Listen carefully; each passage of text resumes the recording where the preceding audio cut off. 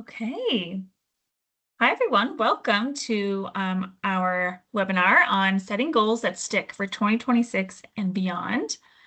My name is Kristen Turnbull, and we have Carly Smolik as well. We are both from the Thrive Health Coaching Program, which is under the Employee Wellbeing umbrella for all Yale New Haven Health. We are certified health coaches, but we're also registered dietitians. So we are here for employees. So any of you that feel like you have goals or just want to have an open conversation with us around health, we're here for you. We do one-on-one personalized health coaching sessions. We can do them on phone. Teams is a pretty popular option, or in person. And we go all across the health system. So it's a free program, and we'll go over how to contact us at the end. But we thought today we would do a little presentation on goal setting because it is a new year and we tend to focus on new year, new me. Most of us do every year, but I think this year we're going to try and shift our focus away from completely changing everything overnight. What can we do day by day, small steps to achieve some of our goals, and how can we stick with it? Because it is hard to be consistent if we don't have a plan. So that is what we'll talk about today. So just as we're starting here, just think of one goal or intention that you are hoping to bring into 2026. It can be related to anything. It does not have to relate to health. But it's pretty common for Carly and I to hear many people say goals around weight or lowering their A1C, getting off medications, whatever it might be. So just think of something as we go through the presentation, and we'll come back to that later.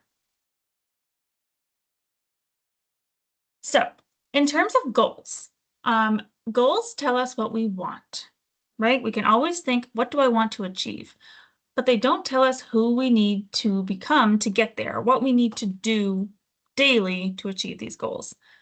So typical common goals, as I mentioned, losing weight, lowering your A1C, getting off medications, maybe it's just getting more active, very kind of vague, but popular goals. Most people are clear on what they want, but not what they are willing to practice. So I think that's a big piece of this is what can we begin to plan ourselves so we can create more consistency, because it's really hard to just have a goal but not know where to start. So wanting results motivates us, but practicing change creates the progress. And so again, today we're going to really go into what are the differences between outcome goals and process goals. So outcome goals are the target, but then the process goals are what you do day to day. So again, here are some common outcome related goals. Might be I want to lose X amount of weight. I want to save more money, get more sleep. Maybe it's a performance goal. I want to run 5K. I want to lift this amount of weight in the gym. I want to stop overeating. I want to be happier. These are all very good and common goals. And the reason why they feel motivating is because they tap into that excitement. It feels like a fresh start. It feels like a new identity. It really hits on our dopamine because it's anticipation. Like starting tomorrow, things will be different. I will do X, Y, Z, and I will achieve this goal.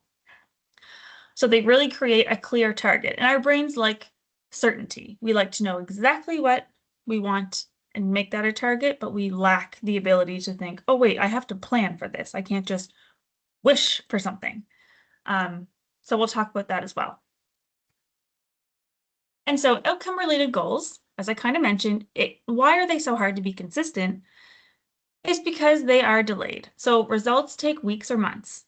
So we know that you might have a goal of losing 20 pounds, but who knows when that'll actually be. It's not going to be overnight, and it involves putting work in.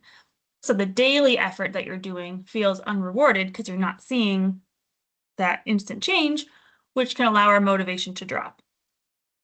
Another one is they're not really fully in our control. So our weight fluctuates, our schedules change, typical life happens. You have sick days, you're traveling, and it can be easy to feel discouraged. Even if you're doing the right things, and even if you are doing something consistently, you don't see it instantly, again, motivation drops.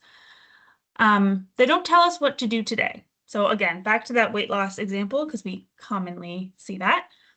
Okay, lose 20 pounds doesn't give us any guidance. It's just a goal, a target. So typically we rely on the willpower to keep us going, but that's not the way to approach it. You want to approach on discipline, which we'll talk about in a bit with our process goals. Another thing is once you miss once, your identity takes a hit. So, I failed, or I didn't do this perfectly, so I'm going to start over again tomorrow. We want to avoid that black or white thinking because it really stops us from being consistent, and it really hits on our shame, and then we avoid. So we don't even want to get there. We want to just say, what's a plan that I can implement that's realistic for me, that allows me to get out of that all or nothing mindset. And examples are on track, you feel motivated. So you might relate to this. When I'm exercising every day, eating all my vegetables, getting 8 hours of sleep, drinking all my water, I feel great. And then as soon as I went out to eat with my friends last night, okay, I'm quitting because it's not perfect. So we want to really get away from that. You have to make room for imperfect days because that's life. Right. So life, you have to start with who you are now. And a lot of our audience is midlife. I myself am in midlife. So again, what used to work for you, as we get older, our bodies are changing, and it's not a negative thing necessarily. It's just different. We just have to make sure we're taking care of ourselves in the right way to work towards our outcome. So changes in energy, changes in how quickly we recover from either staying up late or eating a certain way, lots of hormonal changes as we're getting older also, things that are out of our control. So focusing on what we can control. And like I said, things that used to work for us in our 20s are not the same things that are going to work for us going forwards. And it's not about not being motivated or having no willpower. Like Kristen said, you really have to make sure your goals are very clearly defined and very realistic. And again, based on who you are now, without judging yourself. Who are you now? Are you now someone who, sits most of the day working? You don't get to do a lot of the exercise maybe you used to do. Maybe you used to be an athlete. Maybe you used to be a runner. Who you are now is the most important thing to start with. So again, have you tried, are you someone that keeps trying the same goal that you were trying to work on 20 years ago, but it doesn't really fit your current life season? Maybe, again, you're trying strategies that used to work for you before, but now they no longer serve you. So process goals, as Kristen mentioned before, outcome goals are generally where people start with the weight loss target, the exercise target, and even the non-health related ones like, finance or stress management or something like that. We can't necessarily control the outcome. We can control our process. We can control what we're doing to get to the outcome. So imagine you are someone that is saving to buy a house. You can't just figure out, just to figure it's going to happen or wish for it, or just work one day and think you're going to have, enough to buy a house. These things take time. So you have to figure out a process, a plan, whether, again, it's weight loss, exercise, any of the goals you're working towards. So the process is what's ultimately so important. What's within your control, your daily behaviors and habits are within your control, and working on those and making sure those are aligned with your outcome goal, that is what will bring you to your outcome. So the benefits of focusing on the process are that it's a clear action. You can take action on those. If you took action on it or not. You can practice different habits even when you're not feeling motivated. Because again, motivation is just an emotion. It's just a feeling. It is not ultimately what drives us to stay on track. Momentum, we just want you moving forward. You just forward progress you don't have to be perfect to move forward. You can do 3 steps forward, 2 steps back, you're still moving forward. So keep that in mind as well. And that helps you just build confidence that you're on track, you are getting some really good habits in your day. So back to the example of using weight loss as the goal, where, if you've got some good eating habits in your day and some movement, those are still good process goals that are helping move you towards your outcome. And we're looking again for really good, not perfect. So flexible goals that are very clear, that can help you survive through times of high stress, travel, holidays, unpredictable schedules. When you are creating just a healthy lifestyle, this everything becomes part of your lifestyle. The holidays are just part of your healthy lifestyle. They're not a break from your healthy lifestyle. So start changing your mindset around what a healthy lifestyle, what it means to work on the process to move towards your goal. And it's always the cumulative effect of all of your process goals that lead you towards the outcome. So instead of just leaving it at I want to lose 20 pounds as your goal, I will set an appointment on my calendar that will remind me to walk for 20 minutes, 3 days a week during my lunch break. That's a process goal that is very clearly defined with a time. It's measurable. It tells you exactly what you need to do instead of just in your head, I just want to lose 20 pounds and what do I do about that? I will make my lunch. I will do some food prep before bed for the next day. And that will help me have a really healthy, well-balanced lunch instead of, being a prisoner of the moment when you're on the spot trying to figure out what to eat with the goal in mind of I want to lose weight. So if your goal, again, is process-based of making the meal, doing some meal prep the night before, that is much more clear and will help you be more successful with reaching your outcome goal. And say you're somebody who has takeout or eats out at restaurants a lot and you want to work on decreasing that. So make it clear to yourself what the process is. I will eat at restaurants only one weekend per month instead of every weekend. And I will make some different choices when I'm eating at restaurants or ordering takeout as well. Those are very clearly defined process goals that will help set you up for success. So back to this example, losing 20 pounds is going to be the result of lots of small actions done consistently. Lots of process goals done consistently over time is, again, what leads you to the outcome. So then the outcome just becomes a side effect of the great habits you're building, the wonderful, healthy lifestyle that you're building. The outcome is not the main focus and therefore is not the big source of pressure that sometimes it can feel like. So process goals, the progress you make by practicing process goals, the progress is a byproduct. You're not pursuing weight loss. So you have to also deprogram yourself and reframe how you think of yourself. We just keep using the example of weight loss. Stop thinking of yourself as someone who needs to lose weight and is on a diet. That mindset has not served anybody well ever. So think of yourself as someone who is building healthy lifestyle habits, who's working on your health and creating a healthy future, a healthy life for you forever. It's ideal to look at these goals as these are just forever habits that you're building, not just a short-term fix for something that you want quick results. There's no quick results when you're working towards health goals. And can I control this habit that I'm trying to set, this process goal? Can I control this daily or weekly? If it's something that's not within your control, it's probably not the right goal for you. So again, it's something that you can control. We can control, food, behavior, movement. There's lots we can control. You can't control how much weight you lose and when you lose it. Like Kristen mentioned before, that's the outcome, but we can control our behaviors each day to work towards that outcome. And again, as I said before, does this process goal, does it fit who you are today?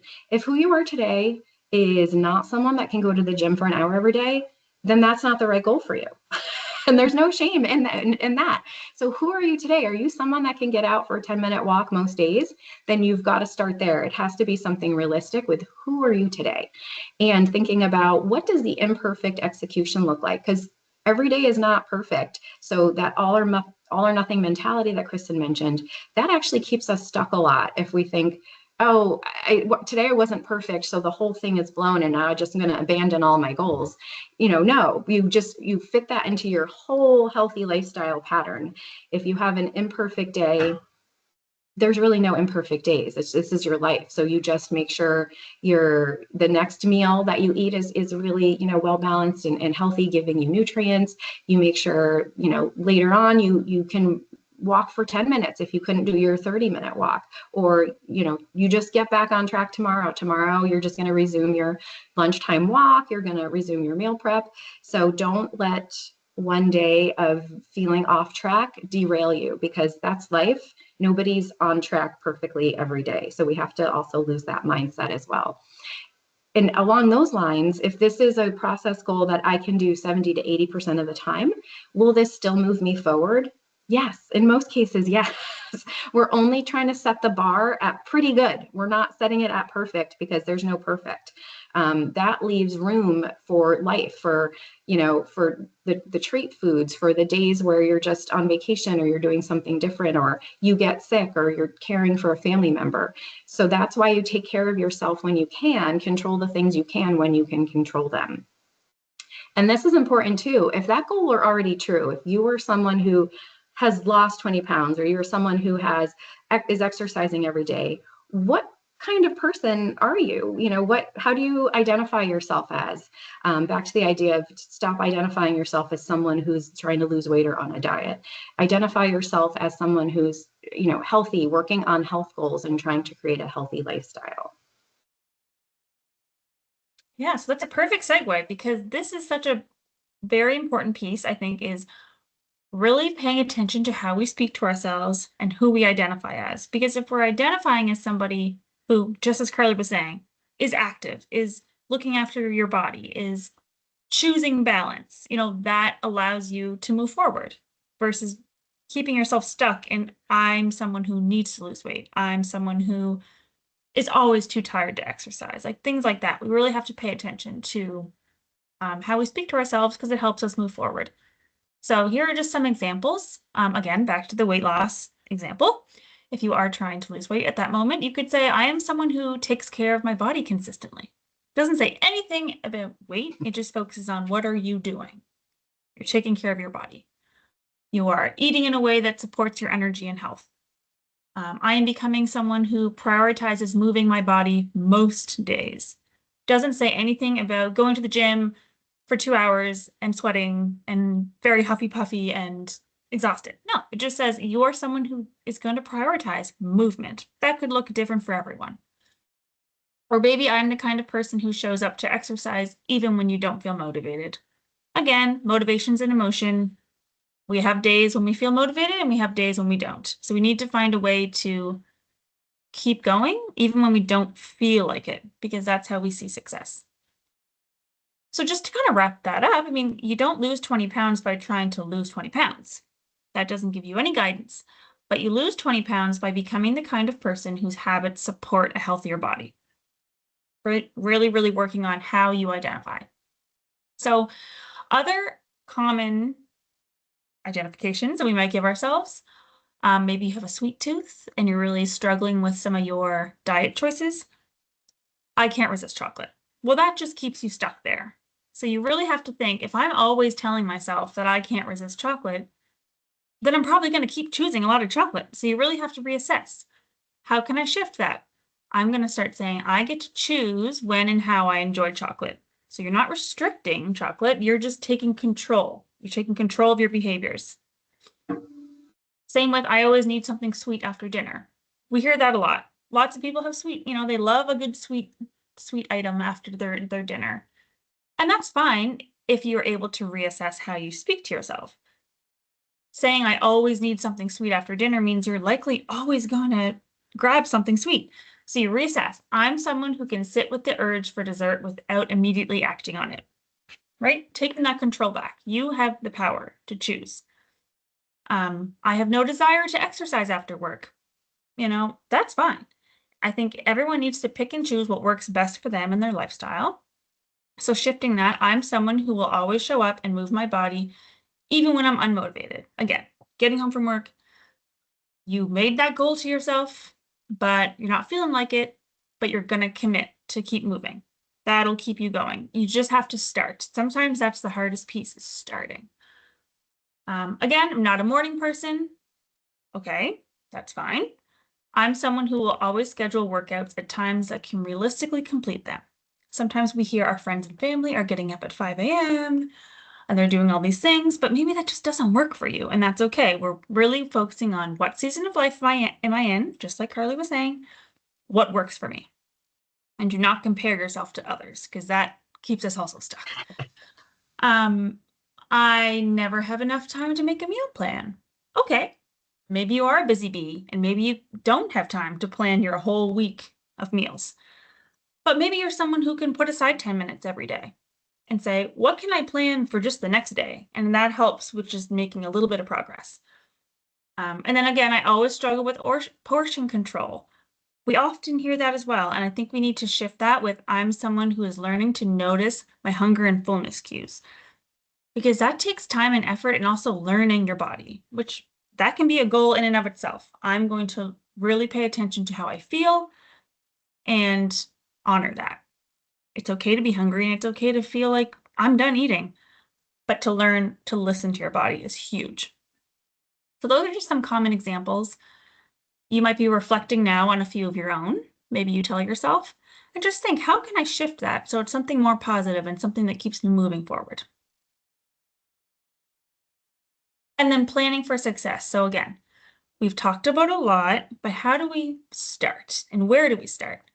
And so I think when you're planning for success, there's a couple questions to ask yourself. Number one is, why does this goal actually matter to me? A goal that Carly has may mean something to her, but mean nothing to me. So why would we set the same goal? It has to be something that means something to you. If you have emotional buy-in, it helps with keeping those goals. It helps with consistency. What will this goal give me more in my daily life? If you're choosing to walk, 4 days a week, that's going to give you more energy. It also may get you closer to your weight goals, but it's going to give you more energy, endorphins, right? Feel better. So there's so many other non-scale related victories, as we say, when we set these goals. And then what behaviors will I repeat consistently to achieve this goal?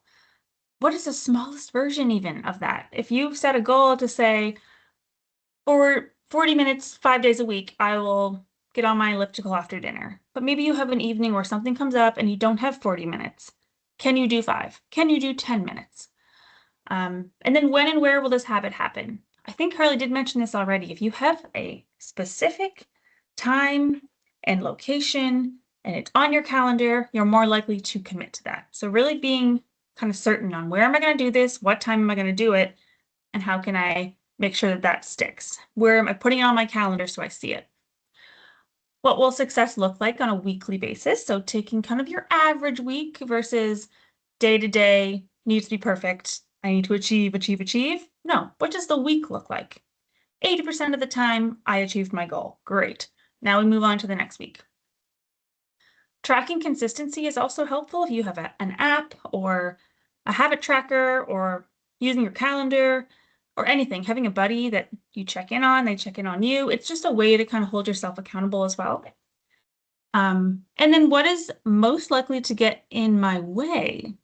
If you have any setbacks or just feeling like obstacles come up, you're sick, you're traveling, be prepared for that. Have a kind of a plan B, or again, look back to what can I do today? If it's not exactly what I hope to do, what can I do? Just a little bit.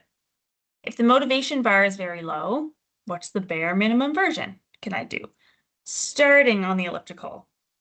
Maybe do 5 or 10 minutes, but maybe you'll get to 20, right? Just always starting. If you miss a day, what is your reset plan? I think Carly also mentioned this. Just because you didn't eat the amount of vegetables you hope to eat doesn't mean your plan is completely out the window. We just reset. Okay, maybe I went overboard on the dinner rolls. What can I do on my next meal? What can I do my next workout? Whatever it needs to be.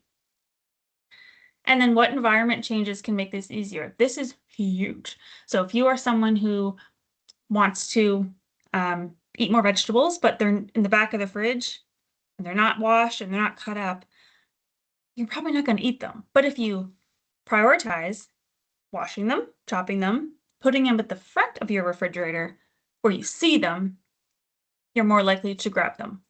Same with anything. I mean, putting your walking shoes by your desk when you want to walk at lunch, or putting your workout clothes right by your bed every morning so you see them. Things like that, just so you really get used to seeing it and making your environment set up so it's easier for you to actually take action.